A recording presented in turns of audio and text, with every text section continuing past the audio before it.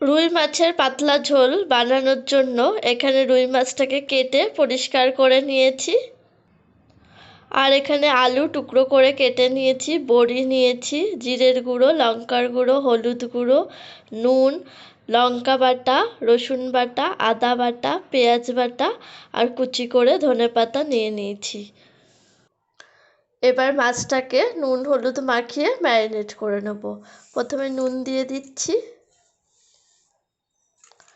এবার হলুদ গুঁড়ো দিয়ে দেব। খুব ভালোভাবে মাছের গায়ে মাখিয়ে ম্যারিনেট করে নেব।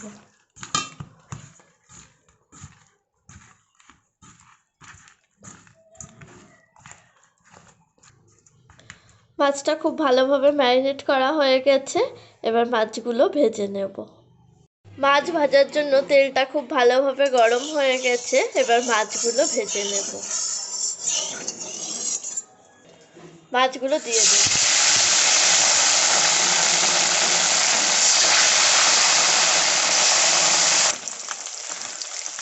মাছটা এপিট ওপিট লাল করে ভেজে নেব।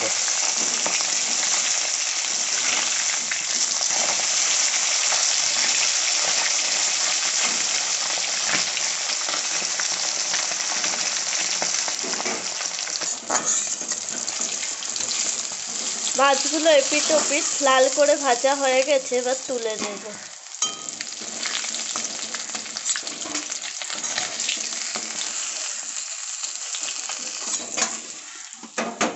একইভাবে আমি বাকি মাছগুলো ভেজে নেব। সব মাছ ভাজা হয়ে গেছে, এবার ওই তেলে আমি বড়িগুলো ভেজে নেব।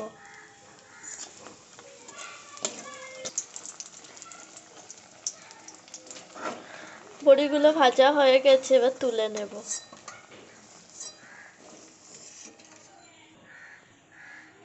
এবার আমি টুকরো করে রাখা আলুগুলো ভেজে নেব।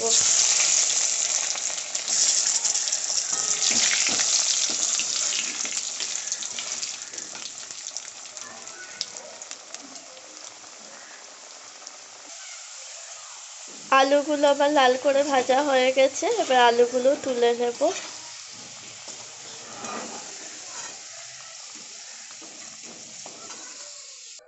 ওই তেলে এবার গোটা সাদা জিরে ফোড়ন দিয়ে দিলাম।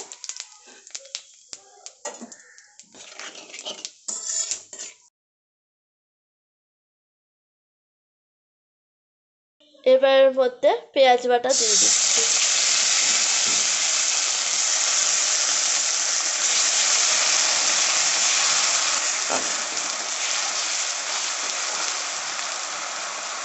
পেঁয়াজটা হালকা ফ্রাই হয়ে গেছে, এবার এর মধ্যে আদা বাটা, রসুন বাটা আর কাঁচা লঙ্কা বাটা দিয়ে দেব। আবারও খুব ভালোভাবে মিক্সড করে নেব।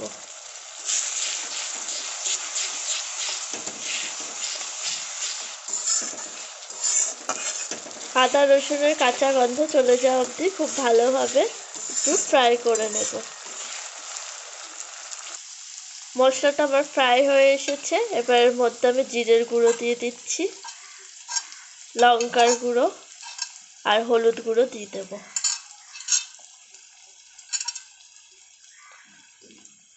আবারও খুব ভালোভাবে মিক্সড করে নেব।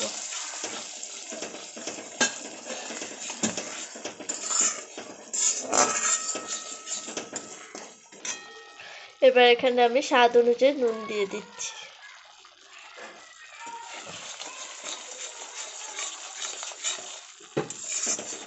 সব মশলা খুব ভালোভাবে কষিয়ে নেব, মশলা থেকে তেল ছাড়া পর্যন্ত।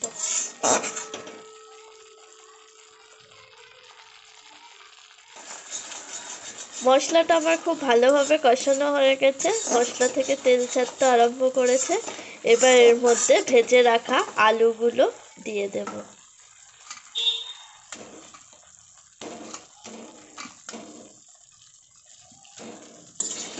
আলুটাও সব মশলার সাথে খুব ভালোভাবে কষিয়ে নেব।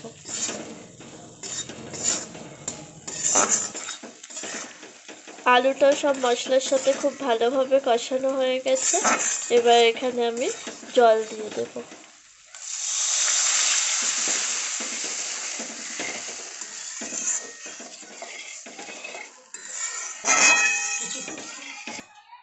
এবার ঝোলটাকে একটু ফুটতে দেব, এর জন্য 2 মিনিটের জন্য ঢাকা দিয়ে রেখে দেব।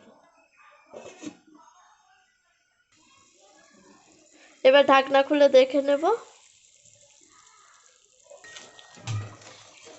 ঝোলটা ফুটতে শুরু করেছে। এবার এর মধ্যে ভেজে রাখা বড়িগুলো দিয়ে দেব।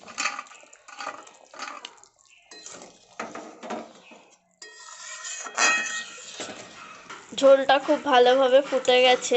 এবার ভেজে রাখা মাছগুলো একে একে দিয়ে দেব।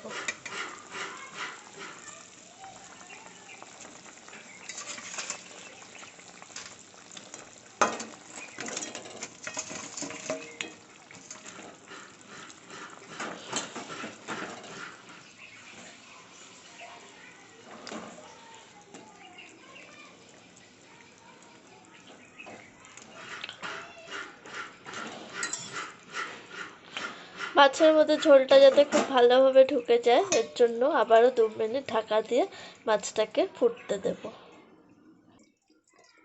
এবার ঢাকনা খুলে নেব।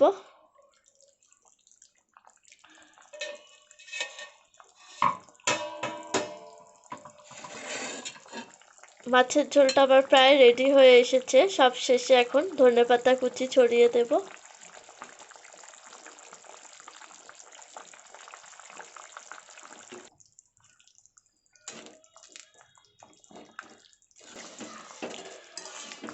মাছের ঝোলটা আবার পুরো রেডি হয়ে গেছে। এবার নামিয়ে গরম গরম সার্ভ করব।